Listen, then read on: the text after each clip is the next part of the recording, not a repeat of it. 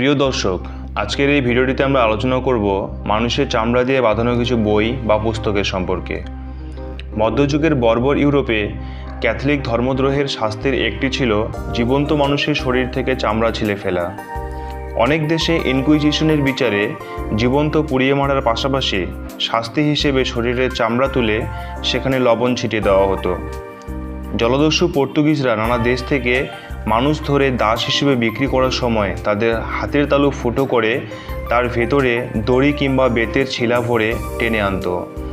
অবিশ্বাস্য, কিন্তু একসময় মানুষের চামড়া দিয়ে বাঁধানো হতো বই, যে প্রক্রিয়াকে অ্যানথ্রোপোডার্মিক বিবলিওপেজি বলা হয়।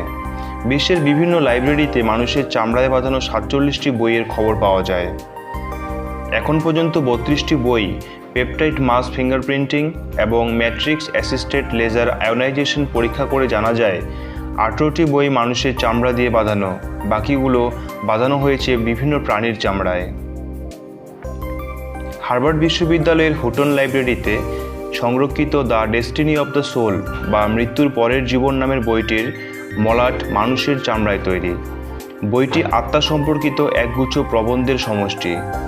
লেখক ফরাসি কবি ও ঔপন্যাসিক আর্সেন হুসে লেখক চিকিৎসক বন্ধু লুভুডিক বুলেন্ডকে তার বইটি উপহার দিয়েছিলেন। সেই চিকিৎসক স্ট্রোকে মারা যাওয়া একজন মানসিক রোগিণীর চামড়া দিয়ে বইটি বাঁধাই করেছেন। পেপটাইড মাস ফিঙ্গারপ্রিন্ট পরীক্ষায় নিশ্চিত যে বইটির মলাট মানুষের চামড়া দিয়ে বাঁধানো। জন হরুট নামে এক তরুণ পাগলের মতো ভালোবাসত বালসাম নামে এক তরুণীকে, কিন্তু বালসাম পাত্তা দিত না তাকে। এজন্য জন বালসামকে মেরে ফেলার হুমকি দিত। একদিন জন সত্যি সত্যি বালসামকে খুন করে। বিচারে তাকে মৃত্যুদণ্ড পর্যন্ত দেওয়া হয়। তার মৃতদেহ ব্যবচ্ছেদ করেন রিচার্ড স্মিথ নামে এক চিকিৎসক। তারপর জনের কেসের কাগজগুলো তার ওই চামড়ার কিছু অংশ শুকিয়ে সেটি দিয়ে বাঁধাই করে রাখেন। বাঁধানো বইটির উপরে লেখা রয়েছে মানুষের খুলি ও হাড়ের আড়াআড়ি কিছু ছবির নিদর্শন। লেখা আছে কিউটিস ভেরা জোহানিস হরুট, যার অর্থ হলো জন হরুডের চামড়া। বইটি রয়েছে ব্রিস্টলের রেকর্ড অফিসে। পঞ্চদশ লুইয়ের পর থেকে ফরাসি রাজাদের যে বংশতালিকা তৈরি করা হয়েছে সেই বইও মানুষের চামড়া দিয়ে বাঁধাই করা। মানুষের চামড়া দিয়ে বাঁধাই করা বইয়ের ব্যাপক প্রচলন ঘটে 19 শতকের গোড়ায়। বিখ্যাত ফরাসি লেখক মার্কুইস দ্য সাদের জাস্টিন অ্যাট জুলিয়েট বাঁধাই করা হয়েছিল এক মহিলার চামড়া দিয়ে। অন্যদিকে ফ্রান্সের আরেকটি বই এরাটিকা বাঁধাই করা হয় মানুষের চামড়ায়। সমকাম নিয়ে ফ্রান্সের লেখক অ্যাডলফে বেলোটে তার লেখা উপন্যাস মাদামোসাইলে গিরাউত সে দেশে বেশ সাড়া জাগিয়েছিল। এই বইটির মলাটে ব্যবহৃত চামড়াটি একটি মার্কিন মহিলার। ফিলাডেলফিয়ার একটি হাসপাতালে যক্ষ্মায় তিনি মারা যান। একসময়ের ফ্রান্সে শল্য চিকিৎসার প্রসারের জন্য মৃতদেহের বেশিরভাগ সংগ্রহ করা হতো চরম সাজাপ্রাপ্ত আসামিদের থেকে। ফরাসি ডাক্তাররা ময়নাতদন্তের সময় কিংবা ডিসেকশনের আগে তাদের শরীর থেকে চামড়া খুলে নিতেন। এরপর সেই চামড়া বিশেষভাবে ট্যান করে তা দিয়ে বইয়ের মলাট দেওয়ার কাজে লাগাতো।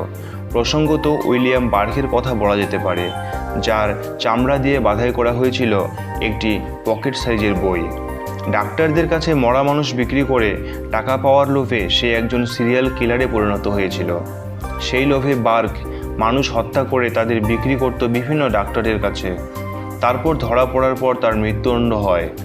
তার চামড়া দিয়ে বাঁধাই করা বইটি এখনও রক্ষিত আছে এডিনবার্গের সার্জেন হল জাদুঘরে।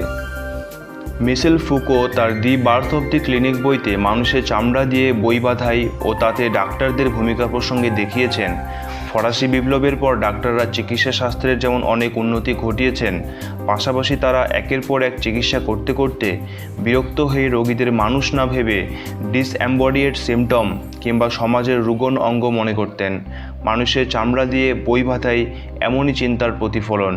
কেবল তাই নয়, ডাক্তারদের কেউ কেউ মনে করেছেন মৃত রোগীর চামড়া দিয়ে তাদের মূল্যবান বইগুলি বাঁধাই করা দোষের কিছু না।